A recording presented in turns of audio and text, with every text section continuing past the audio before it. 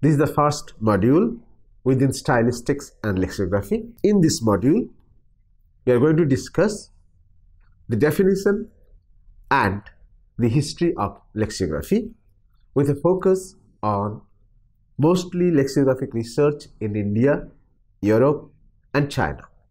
In this module, we will try to discuss the concept of lexicography in some details. As we know, we use dictionary in our academic life, starting from the very early stage till the advanced stage of our learning. The art and craft of dictionary making is actually known as lexicography. It is not very easy to compile a dictionary because there are certain aspects, certain issues, certain factors, and certain hurdles to be covered up, to be taken care of while developing dictionary. Also, the concept of lexicography has to be clearly understood before we explore the other important issues important to it. Let us first understand what is lexicography. In simple terms, lexicography is the art and craft of dictionary making. That means here our basic goal is to collect the total number of words available in a particular language or a variety and give certain lexicographic or linguistic information in a very systematic way so that the users can understand, can know what this word is, how it is pronounced, what is its parts of speech, what is its normal regular meaning, where from it is originated or its etymological history, how it is being used in different kind of texts. So, the primary task of a lexicographer to present certain basic information of a word or a lexical item which is included into the dictionary. The 5 major domains where a lexicographer or dictionary maker is supposed to provide information include the parts of speech, pronunciation, spelling, meaning, and usage. So, to compile those things, there are certain ways, certain norms to be followed. Before that, we also need to understand how a dictionary is different from others. The first difference we usually draw between a lexicography and lexicology is that while lexicography tries to present a systematic representation of linguistic information of word, lexicology actually studies the history of birth, development, and death of words across the centuries. So, lexicology provides a large amount of information to the lexicographer to be furnished into the dictionary. Lexicology and lexicography are closely interlinked or interdependent on the idea that a lexicographer, we can know from the study of lexicology how a particular word is born, in different points of time how that particular word is used, and in the course of its usage how the word has changed in its form, in its sense, in its morphological structure, in its usage, in its implications, in various socio-cultural settings, in various synchronic and diachronic situations. A lexicographer needs that information to be furnished in the dictionary to show different changes into the structure and meaning of the word. So, we find that there are certain similarities between lexicology and lexicography. We should also clearly understand that a dictionary is not a thesaurus.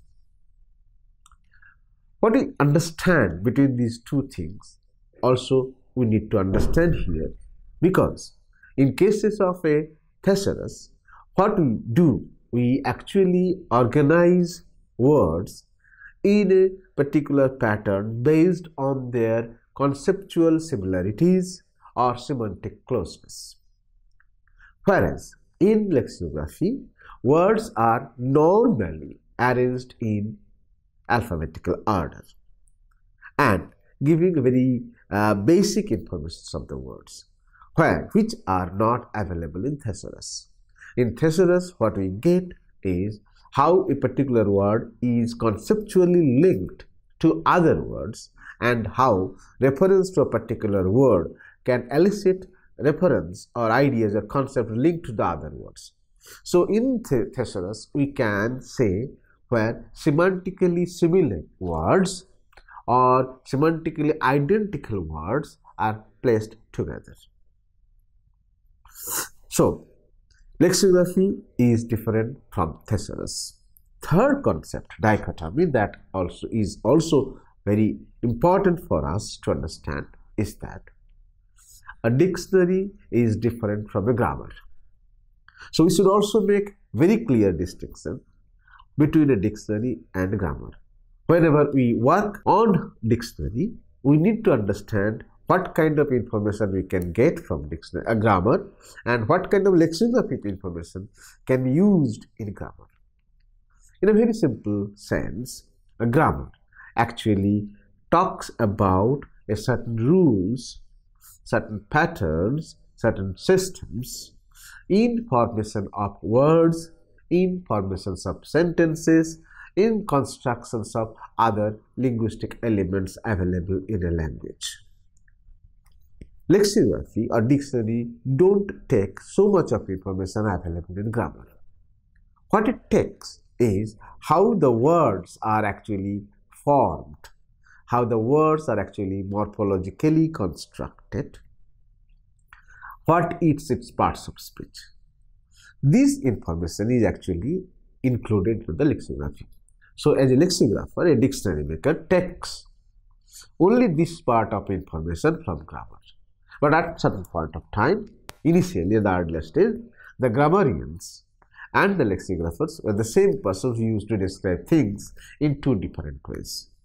Now, when the discipline lexicography has received its own identity, it has defined its own area of explorations in information presentation, it knows what kind of information from grammar can be collected and furnished into this.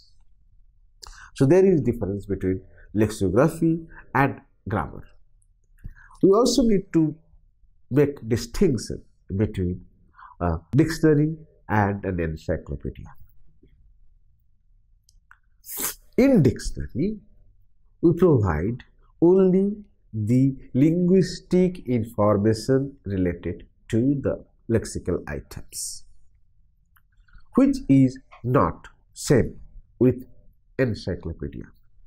If you look at an encyclopedia, you can find out that much information of the concept of the idea is different from that of a lexicography or a dictionary. What we find in an encyclopedia is mostly related to socio-cultural, genetic, history and other aspects of the item of the concept. For example, if you look at the, say, a particular plant or particular animal, you can get its entire life picture from an encyclopedia.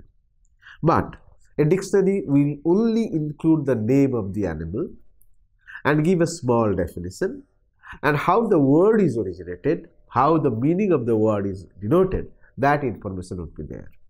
Maybe certain similar terms will be, certain synonymous terms should be included into it. So let us clearly understand here that a dictionary is different from the lexicology. A dictionary is different from a thesaurus. A dictionary is different from a grammar, as well as a dictionary is different from an encyclopedia. Recently, in last 20 years, we have come across that there is another new concept has come into play, which is sometimes also assumed as a dictionary. This is known as lexical database, digital lexical database, or online lexical database. Here, we also need to make distinctions. Online digital or lexical database is basically total collections of words used in a particular language. It does not carry any information which are normally available in a dictionary. So, in lexical database, what we find, words are arranged in alphabetical order. After these are tokenized and normalized or lemmatized, and sometimes those words may be arranged based on their frequency of occurrence in a language. So, within this lexical database, we don't find much information of words as it is available in dictionary. So, a digital lexical database, which is very much available these days, an online version, is not a dictionary. There is another new innovation with computational linguistics, which is sometimes claimed to be a dictionary also. That is called WordNet. WordNet is not a dictionary. What is there in the WordNet is only the basic content words available in a language. The basic content words means words are broadly classified into 5 types: nouns, adjectives, verbs, adverbs, and certain pronouns. Only these 5 major categories are available in WordNet. And these content words and their senses, meanings are ordered or presented in a hierarchical order following certain semantic ontology, and each item, each concept is linked with another concept, with another item within the network, so that while we refer a particular idea or a concept, we can immediately link up to other items or other content word which are similar in sense. Suppose in WordNet, if I refer to a concept called, say, road, by clicking on the term, we can easily refer to the many other similar concepts like ways, like paths, and other ways. So, WordNet is basically a set of terms, set of concepts which are interlinked with their semantic network in an ontological structure, and their semantic relationships, whether the terms are synonymous or antonymous, having a mononym relationship, hypernym relationship, all types of semantic relationships are defined. Whereas in dictionary, we get completely new set of ideas, new set of information which is not available only in WordNet. Only the definition of the word in the dictionary is maybe similar with that of a WordNet. So WordNet is not a dictionary. So talking these things into some details is to give us some idea what is a dictionary. So dictionary is basically a collection of words which are arranged in an alphabetical order. Words are lemmatized, and those words are known as lexicographic words. Those lexicographic words are put into the dictionary, and the basic task of a dictionary maker starts where he or she tries to provide certain level of information in a very systematic way for each and every word. Here, not only the nouns, verbs, adjectives, adverbs and pronominal forms are included, but all kinds of words and lexical items which are not words in the true sense of the term, but having a very frequent occurrences, even rare occurrences in the language, are included into it. So a lexicographer virtually includes all the lexical items available in the language.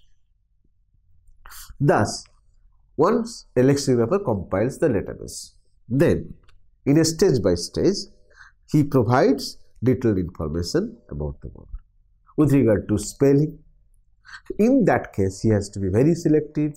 What type of spelling to be included in the dictionary? There are certain rules. In next few modules, we'll discuss what the dictionary compilation process actually carried out. Thus, a lexicographer develops the full-fledged structure of a dictionary. So, dictionary has many types. Will come in the next module. Now, in the second part, I will try to give some ideas about lexicographic research or developments in India, in Europe, in China and other places. There has been a question: in which country the lexicographic work was first started? In Europe, we have come to know that certain lexicographic work started with the Latin and French preparation of French glossaries in Europe. In the pre-Latin phase, particularly in the Greek age, there was not much lexicographic research, although we know that each word was studied separately to identify its parts of speech as well as its usage as well as its sense in the text. So, while we are studying the history of lexicography, we assume that almost all major civilizations had some history of lexicographic research. So, it can be divided into different parts across the globe, but here we will try to concentrate on major 4 or 5 domains or 5 areas where this has been so rigorously, carefully exercised, studied and investigated. We are trying to concentrate on China, India, Central Asia, Europe and some French and Latin glossaries and English dictionaries in UK as well as in America and other parts of the country. So, let us start first with China. So, generally it was believed that India is the country where first lexicographic research started. But recent studies have clearly shown that the first task of lexicographic research was actually started in China. It started nearly 9th century BC. The first known lexicographic work in China is known as Shizao, which started nearly 9th century BC. In the Han dynasty. After that, there has been certain works, and generally it said that Shaozhen Zei and Yara were the valuable reference works in the name of the dictionaries. Although all the lexicographic details were not available in those early works, they had certain properties. How they collected the words, put their meanings, their parts of speech, their usage, clearly gives an idea that they knew the importance of compiling words at a particular place and using them for reference purpose. In India, it is believed that Nighontus and Nirukta are the first dictionaries which were collected from the textbooks. Here it was noted that in those textbooks and those dictionaries, words were collected from certain books produced at that time and how those words are used in the text was discussed in a very lucid manner. Then it is also known as dictionaries like Amorokoso or Desi Naam Mala were also included list of words. So in case of India, we have noted that starting from Nighantus and Amorokoso, we have a long history of developing dictionaries of various kind, of various type at different points of time. So it's a long history we have wanted to go through to find out the details, and because not only in Sanskrit but also in Prakrit and other local languages also, we have come across several productions of several dictionaries of different types, of different word length. So these have already been developed in many of the Indian languages. The history of Indian lexicography is very big and very large. It needs more explorations to know, to classify how this has been done. In Central Asia also, particularly during the Sasanian dynasty, we have come across certain dictionaries or compilations of word lists used in those epics, and how those words are used in those royal courts, documents and literary text that has been also produced in this. So this actually happened nearly, say, 6th century BC, when the Persian dynasties produced certain records of the vocabulary used in the royal manuscripts as well as royal scriptures. Europe has a long history of dictionary making. Particularly from the medieval period, we have come across many books were written, many dictionaries were produced. Also, we have come across the lexical database produced in the Latin, as well as some French glossaries also. So these, there are many short individual attempts are made to produce those lexicographic works, not full details of the lexicographic works, but certain information regarding the usage of the words, regarding the parts of the words, as well as the information about the origin of the words presented into it. Starting from the 16th century, we come across that, or early 17th century, we come across a serious attempt. If I am not mistaken, in 1747, Sir Samuel Johnson first made an attempt to develop a dictionary of English, which culminated in the production of the Dictionary of English in 1755. That perhaps can be considered the beginning of production of English dictionaries. After that, there was a long gap of nearly 100 years. Then it started with Sir James Murray, who initiated the task of dictionary making, which is known as the best known dictionary in England is the Oxford English Dictionary.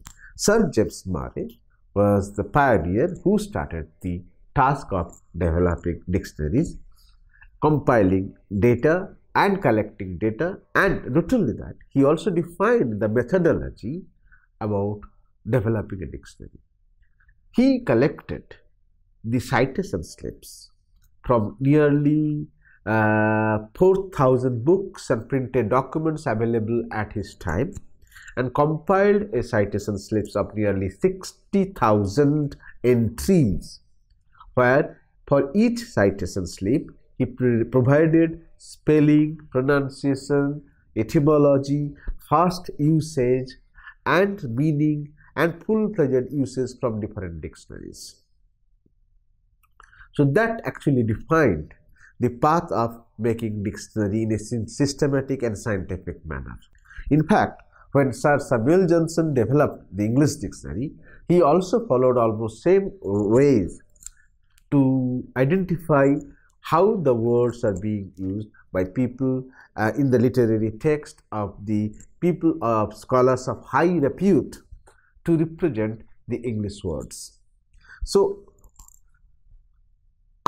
when we come to US, we find that the amount of dictionary productions in US actually started with the Oxford English Dictionary, and the Merriam-Webster's Dictionary in US is the most trusted dictionary where many information with regard to words, uses and American varieties of spelling is categorically mentioned and used in those dictionaries. So, to have a full details of the dictionary making and the history of dictionary making, it's a long detailed subject. So, we need to study this particular part more carefully to know in minute details in different parts of the country, different parts of the world, how people have taken initiative to compile dictionaries of different types. One important thing here to be mentioned is that it is not that all the time the good professionals or good grammarians or good linguists who became interested to compile dictionaries. Most of the dictionaries so far available before 15th or 16th century are actually made by certain people who are interested into language. They are not good grammarians or good linguists, but who had a passion for words, who wanted to know how words are used, how their meaning are changing, how word can denote several new things in different contexts. So it was basically an individual effort which was consequently in different ways or further modified and given a shape in the form of a book, in the form of a dictionary. So what was initially an individual attempt for compiling words used in a language and give certain ideas or concepts related to these words gradually matured in the form of a discipline known as dictionary. So in the next few modules, we'll go into further details about the complexities, rules and types and issues involved in dictionary making. Thank you.